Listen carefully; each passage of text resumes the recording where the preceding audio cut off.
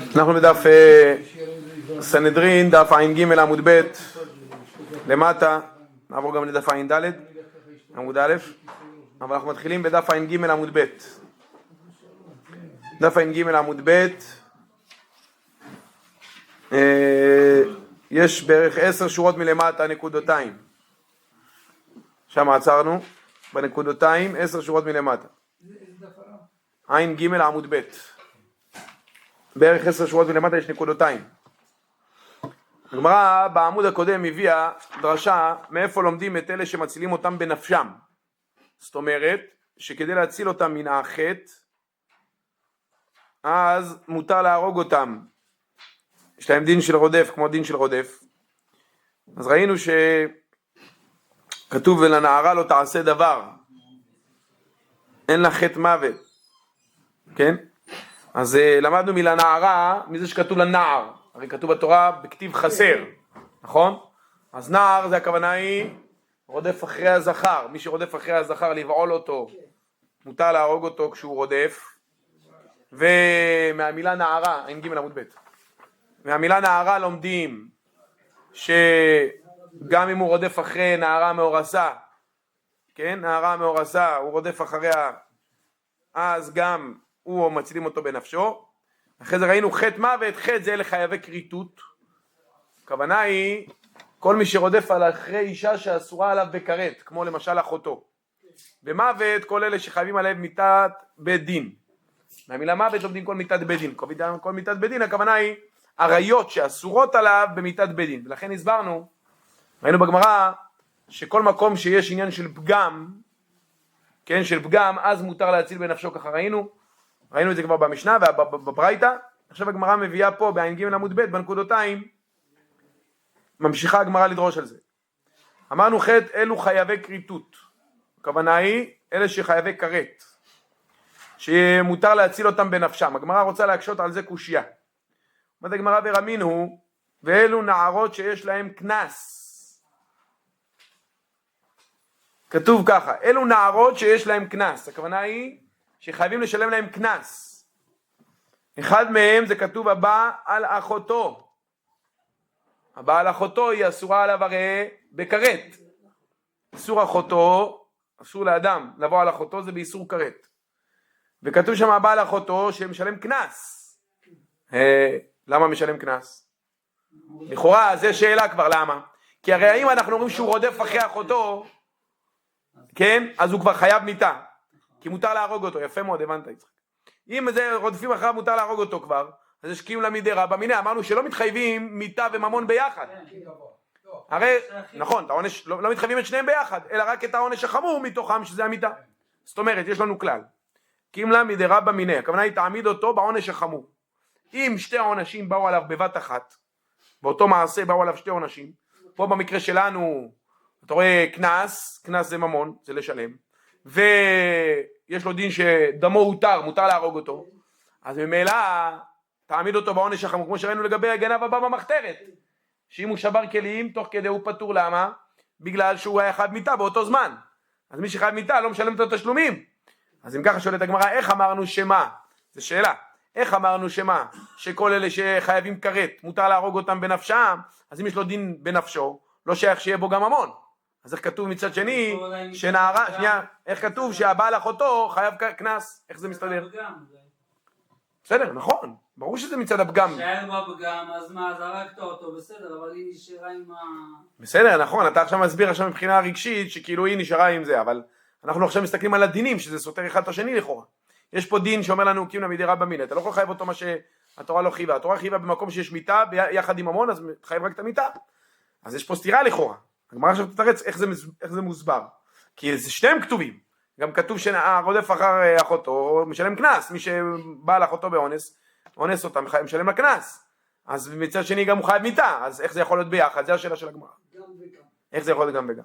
הרי הכלל הוא שאין גם וגם, זה רק מיתה ולא ממון.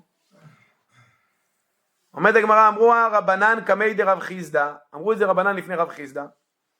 מה אמרו?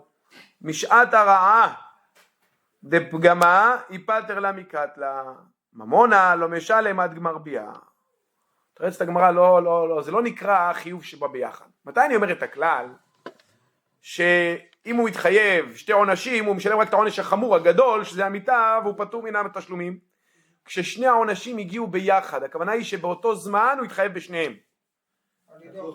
למשל, כן, למשל, אדם ששרף את הגדיש בשבת, אז הוא התחייב מיטה, כמובן זה היה עם עדים בהתראה וכו' וכו'. אז הוא שרף את הגדיש, הכוונה היא שרף איזה סחורה של חברו, הלך שרף את החנות של חבר שלו בשבת. עכשיו מצד אחד, יש פה את הנזק הממוני, ודאי כולם מבינים אותו, ויש פה גם חיוב מיטה על שבת. אז בגלל שברגע שהוא שרף, מתי הוא התחייב על שבת? ברגע שהוא שרף. מתי הוא התחייב על הממון? ברגע שהוא שרף. שניהם הגיעו ביחד, שני האיסורים הגיעו ביחד, אז אני אומר שהוא חייב מיטה והוא לא משלם את הממון. אז פה רדף צריך לדאוג שיהיה חברת ביטוח. רדף אחריה וגם היה בילה. עכשיו השאלה היא כזאת, זהו, זה מה שאומרת הגמרא. תרץ את הגמרא כך. באו רבנן ואמרו את זה לפני רב חיסדא ואמרו ככה, משעת הרע דפגמה ייפטר למקטלה. הכוונה היא ככה. מתי אתה יכול להרוג אותו? כל עוד שהוא רודף אחריה כדי למנוע את הפגם. הרי אמרנו כל הסיבה שמותר להרוג אותו כדי למנוע את הפגם. אבל בשעת הרעה, הכוונה היא ברגע שהוא הערה את עברו בה. יש מחלוקת מה זה הרעה. דיברנו על זה אני חושב שבוע שעבר, אבל נסביר, יש מחלוקת רב ושמואל בגמרא מסכת יבמות. דעה אחת אומרת הרעה, זה הכוונה היא נשיקת איבר. הכוונה היא אפילו שעדיין לא נכנס האיבר. עדיין בכלל לא. ושיטה שנייה אומרת רק אחרי שנכניס העטרה של האיבר, אז זה נקרא הרעה. עדיין זה לא גמר ביאה. גמר ביאה זה מה שהוא גומר את הביאה. הכוונה הוא עושה את כל המעשה השלם. אבל בכל אופן, לענייננו.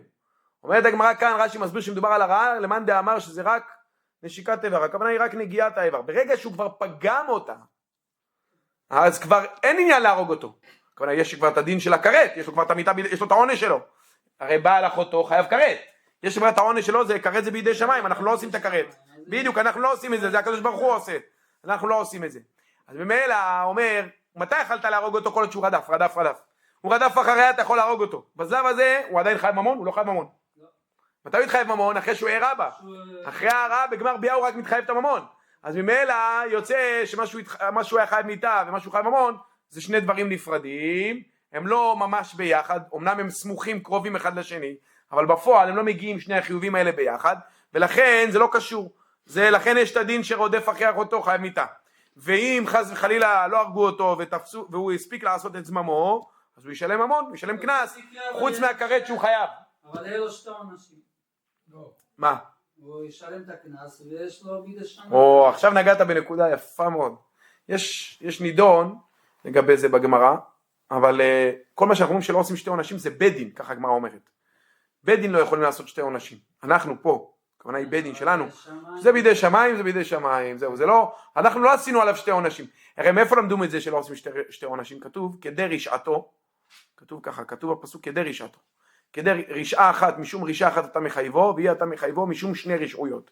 אני לא יכול לחייב אותו, אני בית דין, אנחנו, הציבורי שלנו כבית דין, לא יכולים להטיל עליו שני עונשים, גם מיטה וגם ממון, ביחד. כמובן שאם אדם היום גנב ומחר רצח, אז מתחייב את שתיהם, זה לא קשור. כמובן שלא עושים שתי עונשים על אותו, זה כמו שהסברנו. אבל, שזה בידי שמיים כרת, זה לא אנחנו עושים, זה לא קשור, זה לא אני עושה לו את שתי עונשים. אנחנו מחייבים אותו את הקנס, כרת זה שמיים, משמיים עושים. ונחרטה. אז זה מה שמתרץ את הגמרא. הוא יכול לעשות תשובה אחרי כרת?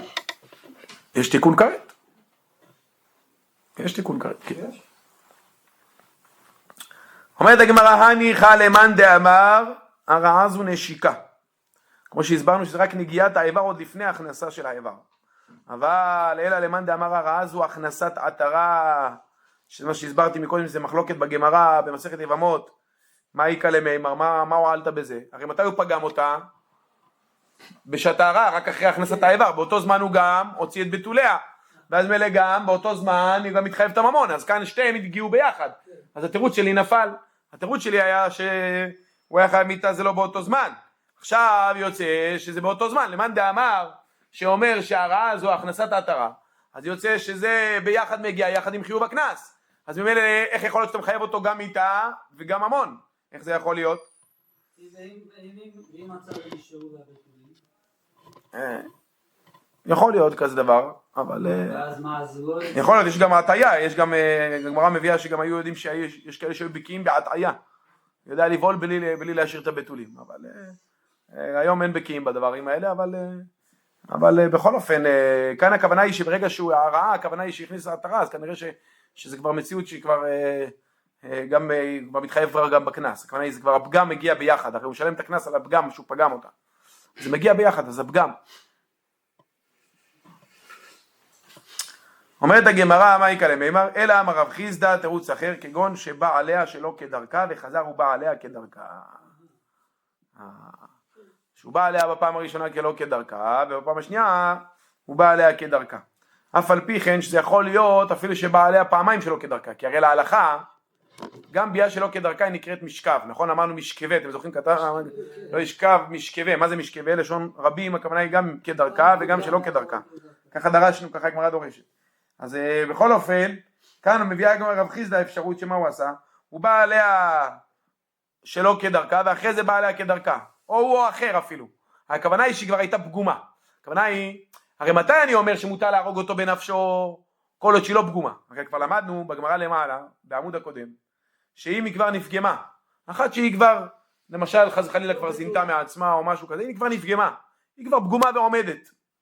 אז מותר להרוג את הרודף? לא. כי כל מה שמותר לי להרוג את הרודף זה כדי להציל אותה מהפגם. יפה, אבל אם היא כבר פגומה, אז יפה. אז הוא אומר, בגלל שבאה עליה שלא כדרכה, ואחרי זה באה עליה כדרכה, הפגם כבר היה כבר הפגם קיים. לכן אין פה את המיטה, לכן יש פה את הקנס. אבל באמת, אם לא תהיה פגומה לפני כן, לפי התירוץ הזה, ובאמת, אי אפשר לחייב גם את הקנס וגם את המיטה, באמת תתחייב רק מיטה, ויהיה פטור מהקנס. אבל כאן בגלל שאין מיטה, בגלל שהיא כבר פגומה, אז יש קנס, אז הקנס נאמר במקום זה שיהרוג אותה, זה כבר משהו אחר, בסדר, אבל זה כבר, אז כל אחד צריך לחשוב, בלי קשר. אני אומר מהמקום הזה אולי בכל מקרה לנסות להציל אותה. בסדר, אבל זה התורה לא התירה לי, זה על חשש לא התירה לי התורה להרוג על ספק. כדי לפתור מהפגם התורה התירה לי. אחרת כל אחד שהיה רודף אחרי חברו אז מספק היה מותר לי להרוג אותו, אם זה לא ברור לי, הרי למדנו על זה, אם רק ברור לו, אם לא ברור לו. דיברנו על זה אז לגבי רודף, לגבי רוצח, לא קשור לגבי נערה. ראינו גם לגבי נערה שאומרת אל תהרגו אותו כי היא מפחדת שהוא יהרוג אותה.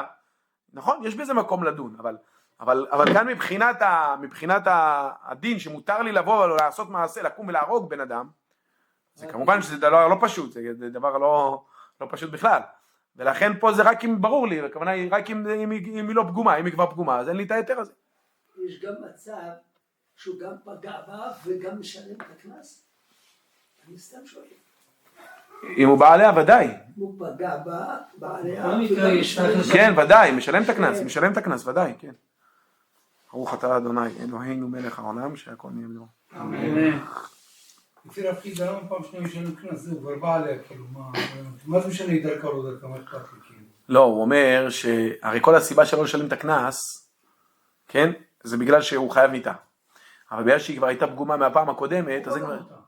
בסדר, אבל כבר זה נגמר, זה דבר שהיה כבר. אבל מה זה משנה, הוא פגע אותו, צריך לשלם קנס. הוא יצא מהמיטה. נכון. עכשיו על הפעם השנייה הוא פגם אותה כי הוא השאיר את ביטוליה, בפעם השנייה הוא בא אליה כדרכה. מה אכפת לי? ואז הוא כבר חייב קנס על עצם המעשה הזה. לא, שלא חייב קנס. לא, רק... לא, פעם ראשון פגם אותה, מה בעיה? לא. פגם אותה. אין נפקא מינה פגם אותה, נפקא מינה למיטה, נכון? למיטה, בדיוק, לא לקנס. אז אין לי מיטה, אבל יש לי קנס. לא, שנייה, את הקנס, בפעם הראשונה שהוא בא אליה, אז הוא היה חייב מיטה. כי זה עדיין לא הייתה פגומה, בפעם הראשונה שהוא רדף אחריה, אז הוא כבר בא עליה. יפה, שנייה, בפעם הראשונה, בפעם הראשונה, לפני הפעם השנייה, מה היה שמה? שמה הוא היה חייב מיטה, לכן לא הייתי יכול לחייב אותו קנס על זה. ככה רב חיסדא אומר. למאן דאמר שמתי זה נקרא רודף, ומתי שזה רק מתי שיהיה הרעה, הכוונה היא הכנסת עטרה, ואז מילא זה בא ביחד, החיוב של המיטה והתשלומים הוא נמצא באותו זמן. בגלל זה אני לא יכול לחייב אותו גם וגם, לכן בפעם הראשונה הוא היה חייב מיטה, אני לא יכול לחייב אותו את הקנס. אבל בפעם השנייה שהוא בא עליה, אז אני כבר יכול לחייב אותו את הקנס, כי עכשיו הוא פוגם אותה, הוא בא עליה עכשיו כדרכה והוא פוגם אותה עכשיו. בסדר, נכון, אבל עצם הקנס... נכון שיש פה משהו יוצא דופן, כי זה כדרכה, זה נכון, יותר גדולה. נכון. יש פה ביטולים, יש פה... נכון, יפה, אבל הדין הוא בקנס שגם אם הוא בא עליה פעם שנייה, הוא חייב על זה, קנס. חייב על זה קנס. ואם הוא בא עליה פעמיים שלא כדרכה, אז נו אין לה פגם. מה? פעמיים שלא כדרכה. נו, אז זה מה שרש"י אומר. תראה מה רש"י אומר. הוא האחר שכבר שלא כדרכה, וחזר ובא אליה כדרכה דלא ניתן בביאה זו להצילה בנפשו שכבר נפגמה. אבל מתי הוא חייב את הקנס? על השארת הבתולים, ולכן זה דווקא כדרכה. הוא האחר, הכוונה היא זה לא משנה לי אם הביאה הראשונה הייתה ממנו או ממישהו אחר, הכוונה היא שכבר נפגמה, זה הכוונה. לגבי המיטה, כמו שרבי ניסים קודם אמר, שלגבי המיטה, אם היא כבר פגומה, אז אין כבר את החיוב מיטה, שמותר להרוג אותו. לכן אני עכשיו יכול לחייב אותו את הקנס. זה הנקודה. לכן רש"י אומר לך, הגמרא נתנה דוגמה שזה אותו אחד, אבל לא חייב להיות זה אותו אחד, גם אם היא נפגמה ממישהו אחר לפני כן, כבר אין את האפשרות להרוג אותו. אז הוא ישלם קנס, בדיוק. רבא אמר, אבל עדיין אין לו דין שם. ודאי, מה זה קשור? ודאי. אנחנו רק דנים איך אפשר לחייב אותו את הקנס, אם הוא חייב גם איתה. זה מה שהגמרא מנסה להסביר. אז קרצנו לך לפי מאן דאמר שהרעה זה רק נשיקה, טבע, והיה קשה לנו עדיין למאן דאמר שזה הכנסת תרה שהם כן מגיעים ביחד. מה תגיד? אז הגמרא הביאה את התירוץ הזה, עכשיו הגמרא מביאה עוד תירוץ של רבא. רבא אומר במניחתו שלא יהרגנה. הרי למדנו בעמוד הקודם שאם היא צועקת אל תהרגו אותו. לא בגלל שהיא רוצה לעשות איתו אותו מעשה לשכב עמו, אלא היא מפחדת שאם ירדפו אחריו להרוג אותו, הוא יהרוג אותה מרוב הפחד להציל את עצמו, או כדי לנקום, או כדי מתוך בלבול, מתוך עצבים, מתוך כעס, מתוך לא משנה מה. כן? אז אם היא אומרת אל תהרגו אותו, אז לא מצילים אותה בנפשו. לא הורגים אותו. כן? אם היא צועקת לו זה, לא הורגים אותו. ככה ראינו. אז אם היא אומרת כזה דבר, ממילא אין כאן דין שהוא מותר דמו, כי היא צעקה שלו, אז אסור להרוג אותו. נכון? ואז ממילא יש חיוב קנס במצב הזה. אבל יש מקרה שלא להקשיב לה. מתי? דיברנו על זה. כן, כן, אבל כאן מדובר שהיא אומרת לך מפורש, לא, כן. אמרת ש... בסדר, זה משהו אחר, כן, בסדר. שגם אם היא אומרת, לא מקשיבים לה והורגים אותו. לא זוכר לי כרגע, אבל צריך לזכר, יכול להיות שהיה משהו כזה, אבל בכל אופן זה הדין הפשוט. הדין הפשוט שאם היא צועקת ואומרת שלא יהרגו אותו, אז אומרת שלא יהרגו אותו, ולכן ממילא, אז במניחתו, זה מה שנקרא במניחתו שלא יהרגן. ורבי יהודה זה לדעת רבי יהודה, כי זה דעת רבי יהודה, נכון. אני יודע מה אתה מתכוון, אנחנו הסברנו את המחלוקת של רבי יהודה וחכמים. מחילה, כן, אתה צודק. לפי חכמים לא מקשיבים. זה המחלוקת של רבי יהודה וחכמים, כי הם נחלקו למה הורגים אותו, האם בגלל הפגם או בגלל מה שהקפידה. היא מקפידה או לא מקפידה. אז פה היא גילתה שהיא לא מקפידה. לפי רבי יהודה זה רק בגלל שהיא הקפידה על פגמה. היא עצמה מקפידה שהיא לא תהיה פגומה. אז אם היא עכשיו אומרת לך, תניח לו, אני מוותרת על הפגם שלי, העיקר שאני מפחדת שיקרה לי משהו. זה דעת רבי יהודה. לכן אומרת הגמרא, ורבי יהודה היא. אתה צודק. זאת אומרת, השיטה השנייה שאמרנו, זה לא אפשרות אחרת. זה מחלוקת. חכמים סברו שלא שומעים לה. לכן אומרת הגמרא שהתירוץ הזה הוא רק לפי רבי יהודה. אומרת הגמרא, ורבי יהודה היא. לשיטת רבי יהודה התירוץ הזה שהוא סובר שאם היא צועקת שלא יהרגו אותה, אז באמת לא הורגים אותה. לא הורגים אותו. אם היא צועקת שלא יהרגו אותו, כי היא מפחדת שיהרגו אותה, אז הדין הוא שלא הורגים אותו. ואז ממילא אין כאן חיוב מיתה, ואז ממילא יש פה חיוב קנס. ואין מצבים שהיא ביקשה והם לא הרגו אותו והוא יהרוג אותה. מה אני יכול לעשות? אתה צודק, יכול לקרות, הכל יכול לקרות, אבל אין לי שליטה על הכל. הוא כבר התחייב במה שצריך. נכון. הכוונה היא שהיא מנסה, היא חושבת שאם לא ירדפו אחריו, אז הוא יירגע. אם בכל אופן הוא עשה, יש כל מיני אנשים עשו, השם ישמור, מה אני יכול לעשות? אני לא יכול להציל את כל העולם, אין אפשר. אתה גם לא יכול להציל. גם אם אתה רוצה. נכון, רק הקדוש ברוך הוא יכול. ברוך הוא ברוך שהוא. רב פפא אמר עוד תירוץ, במפותה ודברי הכל. רב פפא אומר, התירוץ הזה לשיטת רבי יהודה, התירוץ הזה למאן דאמר, הרעה זה כך, והתירוץ הזה למאן דאמר הרעה זה כך. למה? יש לי תירוץ שהוא מתאים לכולם. כאילו כל תירוץ היה לפי מאן דאמר מסוים. בא רב פפא ואומר במפותה ודברי הכל. מפותה יש לה קנס, אבל אין דין שמותר להרוג אותו. אז זה מדובר במפותה. כן. למה מפותה דרך אגב לא הורגים אותו? כי היא לא מקפדת. היא עצמה לא מקפדת על עצמה. לא, שכנעו אותה, היא הסכימה, אתה צודק, מפותה זה שהיא הסכימה בסוף. כן, נכון, היא הסכימה מרצונה, אבל הוא פיתה אותה, זה הכוונה. ודברי הכל. אביי אמר, ביכול להציל, אביי אומר עוד תירוץ, ביכול להציל באחד מאיבריו. וזה תירוץ לפי רבי יונתן בן שאולי, שהוא סובר שאם אפשר להציל אותה, כמו שאנחנו נראה עוד מעט בברייתא, הכוונה היא ככה. רבי יונתן בן שאול סובר, שכל דין שמותר לרדוף אחרי האדם ולהרוג אותו כדי להציל מן העבירה, כדי להציל אותה מן הפגם וכו', זה אם אי אפשר להציל אותו באחד מאיבריו. אבל אם אפשר להציל אותו באחד מאיבריו, הכוונה היא למשל לחתוך לו את הרגל, לא יודע מה. פוגע פוגע בו, שיפסיק לו את המהלך. ואז ממילא, ברגע שהוא יפגע בו בכזה צורה, הוא לא יוכל להמשיך. טכנית הוא לא יכול להמשיך. הוא יחתוך לו את הרגל, ואז טכנית הוא לא יכול להמשיך. במקרה כזה, אין את הדין שאפשר להציל אותו בנפשו. במקרה כזה, אין את הדין שאפשר להציל אותו בנפשו.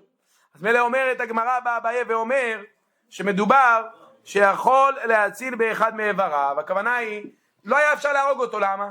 אז היה אסור להרוג אותו, כי היה אפשר להציל אותו באחד מאיבריו. היה לי עכשיו, נגיד, לא יודע מה, סכין ביד. ויכלתי עם הסכין הזה רק לפצוע אותו ביד, ורק מזה הוא היה מפסיק. הוא היה עוצר את הרדיפה שלו. זה אסור לי להרוג אותו. אז ממילא אין לו דין של מיתה, אז אפשר לחייב אותו קנס. אבל אם הוא לא עשה עדיין את המעשה, מה קנס? לא, הוא עשה את המעשה בסוף. אבל הכוונה, אני לא יכול לפתור אותו מן הקנס על סמך זה שהוא היה חייב מיתה, ואז מילא, כי לא היה שלב שהוא היה חייב מיתה, כי היה אפשר להציל אותו באחד מאיבריו. בואו נראה את הדין הזה במקור. דתניא רבי יונתן. רגע, זה מצב היפותטי כאילו. אם יכלתי להציל אותו אחד מאיבריו, אז הוא לא מתחייב מיתה. נכון. לא באמת שעכשיו הורדתי לו אחד מהאיבריו, ואז באמת הוא לא יכול לעשות. נכון, אתה צודק, כי אם באמת הגעתי למצב שהצלחתי לעשות את זה, נגיד, אני באתי מהצד, אז הוא לא הגיע, אז הוא לא עשה את העבירה בסוף, אז הוא לא, כן, נכון. אז ממילא, אם הוא לא עשה את העבירה, אז ממילא, הכוונה היא ככה, מראש מדובר, אם היה אפשרות כזאת, לו יצויר, שיכול להציל, בדיוק, שיכול להציל אותו באחד מאיבריו, אז לא היה שלב שהיה מותר להרוג אותו, לכן אפשר לחייב אותו את הקנס. אם הצילו אותו באחד מאיבריו, אז הצילו, לא הגיע לעבירה, לא הגיע לעבירה, ברוך השם עוד יותר טוב. הצלנו אותו מן העבירה. הוא ישכב בבית חולים כמה חודשים עד שהתרפא, אבל לפחות הצילו אותו מן העבירה. ואותה מן הפגם. אומרת הגמרא דתניא, שנינו בברייתא, עכשיו הגמרא מביאה את המקור, איפה ראינו שהוא סובר שמקום שאפשר להציל אותו באחד מאיבריו, אז רבי יונתן סובר שבן שאול אומר שאסור להרוג אותו. רבי יונתן בן שאול אומר, רודף שהיה רודף אחר חברו להורגו. דרך אגב זה נפסק להלכה. תסתכלו באות א', שם הרמב"ם בפרק א', בהלכות רוצח, הלכה י"ג, וגם בשולחן ערוך של משפט, בתכ"א, סעיף א', נפסק להלכה כדבריו, שרודף שהיה רודף אחר חברו להורגו. ראובן רודף אחרי שמעון כדי להרוג אותו. יש ביניהם מריבה, כועס מאוד, והוא רודף אחריו עם רובה, עם סכין, לא משנה מה, עם חץ בקשת, לא יודע מה, ורוצה להרוג אותו, ויכול להצילו באחד מאיבריו. הכוונה היא, אדם שרואה את זה מהצד, יש בידו, לא, אחד שלא יכול, אז לא יכול, זה לא נקרא שהוא לא יכול. אם אני עומד ואין לי כלום בידיים, ואין לי איך לעצור אותו, ואני רחוק ממנו, אז אני נקרא לא יכול. אבל אם למשל יש לי אפשרות להציל אותו באחד מאיבריו, למשל, אם יש לי גם נגיד איזשהו סכין ביד או משהו, ואני יכול לפצוע אותו ביד או ברגל או בכל מי שזה לא יודע איזה איבר, ובגלל זה הוא יעצור והוא לא יכול לבצע את זממו, ולא הציל, הוא לא הציל אותו באחד מאיבריו, אלא מה? זה הרג אותו. הוא יכל לחתוך לו יד ולעצור את זה, והוא בא והרג אותו, נהרג עליו, יש לו דין של רוצח, אסור לו להרוג.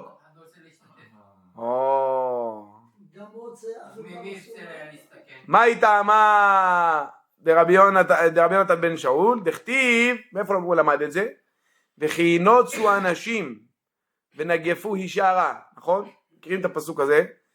היה שני אנשים שרבו, ואחד מהם נגף נגף, רש"י בשמות אומר, מכאן רואים שגם כתוב לגבי 10 מכות, כתוב בנגוף את מצרים, שהשם נגף זה נשון מכה, נגף זה מכה, אחד מהראיות שרש"י מביא מכאן, וכי נוצו אנשים ונגפו, הכה את האישה הרע ויצאו ילדיה, מה כתוב שמה?